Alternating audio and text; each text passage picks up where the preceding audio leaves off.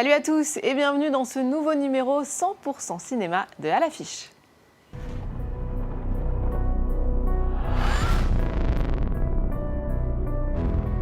On le compare désormais à Steven Spielberg. Le réalisateur Jeff Nichols est de retour avec Midnight Special où il s'essaye à la science-fiction.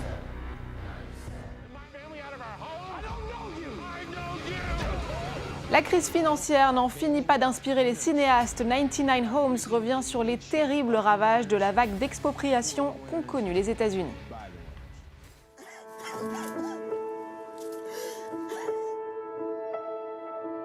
Pourquoi t'étais là le jour de l'autopsie?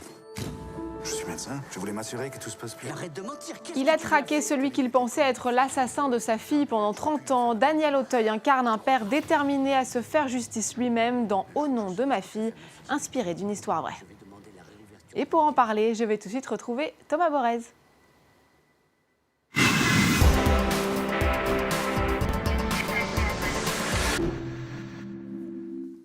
Salut Thomas. Salut Louise. Du fantastique donc pour commencer cette émission. Après les très bons Take Shelters et Mud, Jeff Nichols s'essaye à la science-fiction dans Midnight Special.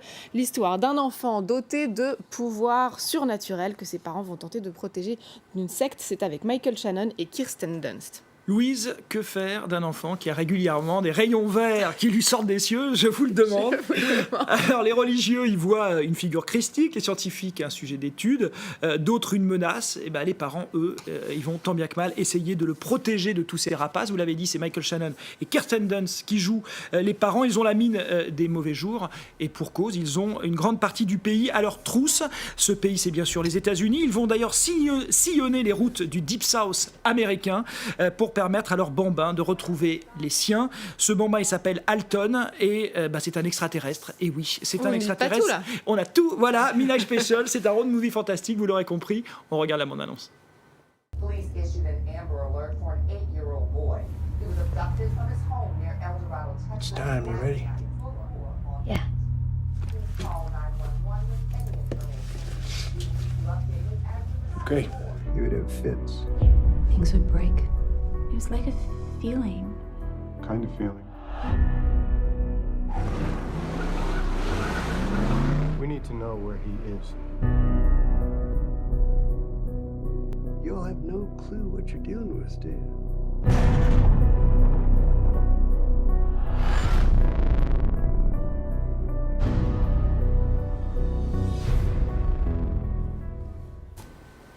Alors ce Midnight Special peut rappeler Rencontre du troisième type ou E.T. D'ailleurs, certains critiques qualifient même Jeff Nichols de Steven Spielberg. Vous iriez jusque-là ?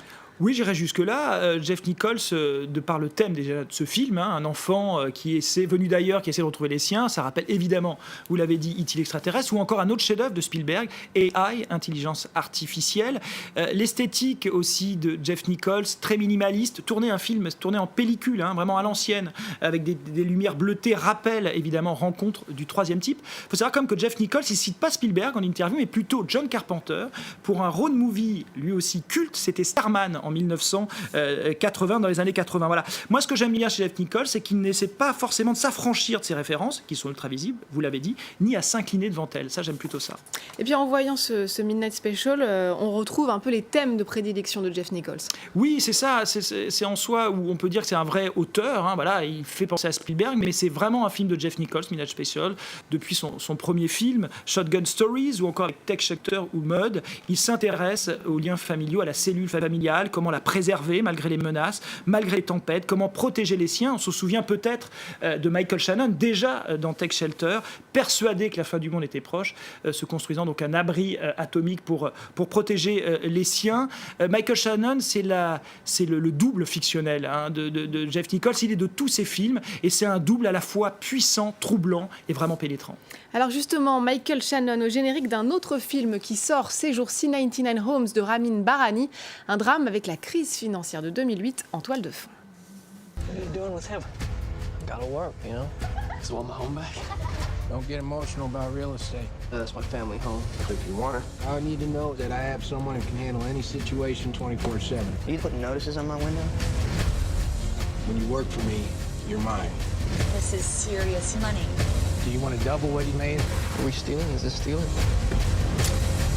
feels a bit like trouble. What'd you think it was going to mean working for me?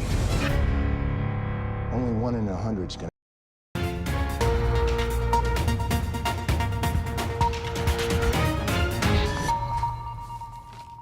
Bernard Cazeneuve à Paris, on écoute le ministre de l'Intérieur s'exprimer au lendemain de l'opération franco-belge de police à Forêt à Bruxelles. L'agence régionale de santé, mesdames et messieurs les chefs de service, mesdames et messieurs.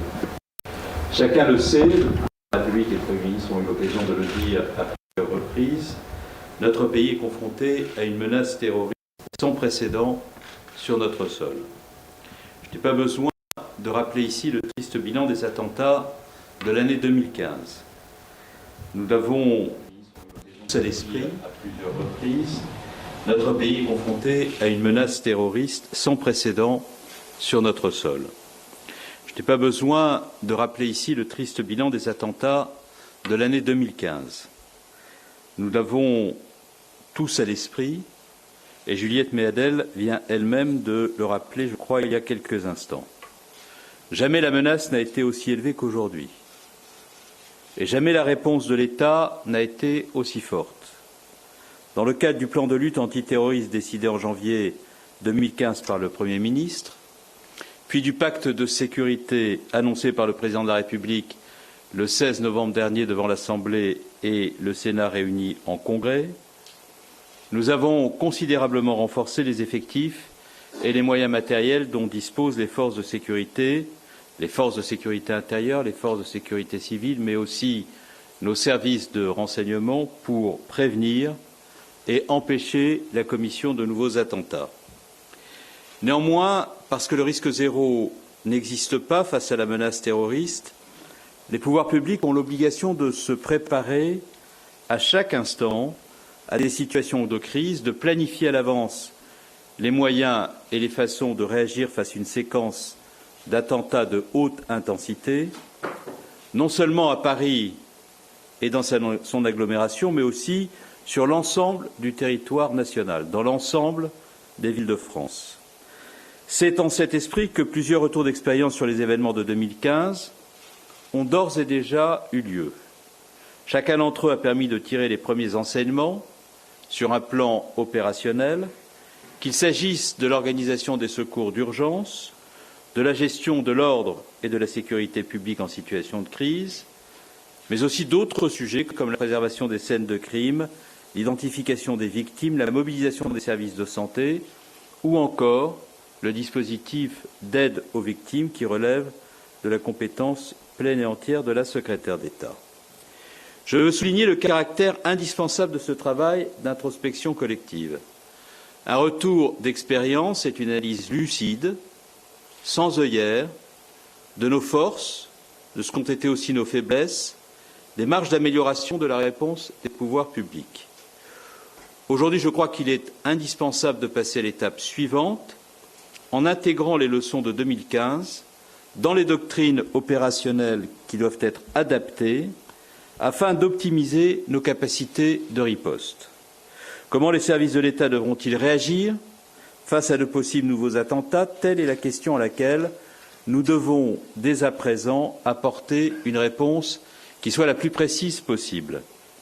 Les événements de l'année 2015 ont souligné le caractère de globalité des crises auxquelles nous sommes confrontés, exigeant par là même de notre part une parfaite coordination de l'ensemble des intervenants. Entre les services de secours et de santé, bien entendu, entre les acteurs du secours et ceux de la sécurité publique, entre les forces de l'ordre et les armées, avec l'autorité judiciaire et les services de police judiciaire et de police scientifique, en interministériel aussi, dans le cadre de la cellule interministérielle de crise, enfin, entre l'État, les collectivités territoriales, les opérateurs privés, l'ensemble des associations, notamment de protection civile, qui interviennent sur le théâtre des drames.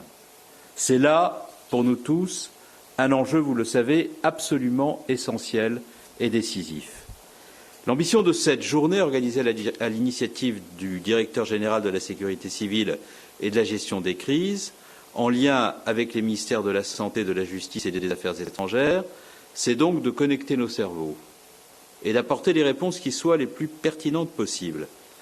Et par souci de clarté, Par souci aussi de contribuer utilement au débat qui sont les vôtres aujourd'hui, je commencerai par revenir sur les enjeux opérationnels prioritaires avant de définir ce que j'appellerai les principales questions de méthode sur lesquelles doivent porter nos efforts dans les mois qui viennent. Dans une crise terroriste, la dimension de secours, SDIS, SAMU, établissement hospitalier, protection civile, la dimension de sécurité publique sont par définition deux notions étroitement mêlées l'une à l'autre, plus encore que dans toute autre crise. C'est là un élément de complexité qu'il nous faut intégrer dans notre effort de préparation et d'anticipation. Cela suppose d'assurer le respect de l'organisation Orsec, qui prévoit, sous l'autorité du directeur des opérations, le préfet, deux fonctions de commandement. Celui des opérations de secours, confié au directeur départemental des services d'incendie et de secours,